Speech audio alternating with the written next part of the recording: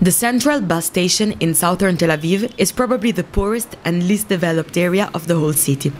Thousands of refugees from Sudan, Eritrea, and other parts of Africa face daily struggles in this region. One of the biggest challenges young refugees face is fulfilling their desire to obtain a higher education and integrate into Israeli society.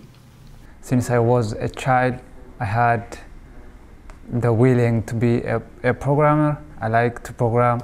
I like to solve problems. I like challenging things. That's why I chose to be a programmer.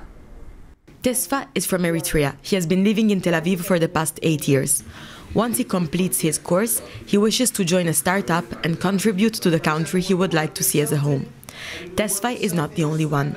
I have studied in my country in the university.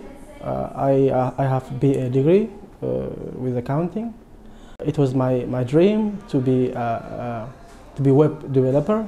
Being here as a student, I like it a lot because it alleviates my experience with the computer as well as my first intro to the coding as well.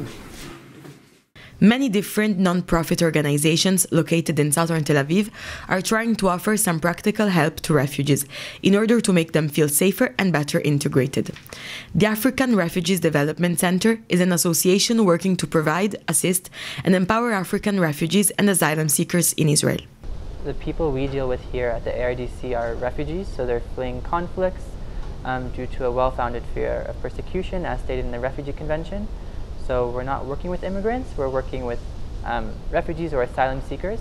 When they turn to 18, the government doesn't allow them to go to the army.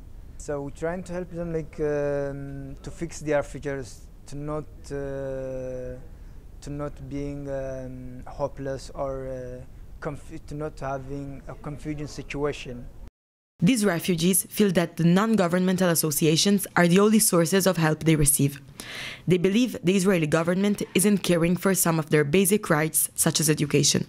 The government is doing nothing in order to help the refugees. Instead of processing their cases, for me, for example, my case I submitted like before 4 years, and until now they are telling me that it's on the process for recognition of the refugees. Yeah, in the beginning it was very strange and very difficult to get to the Israeli society because nobody was making up or showing up to help us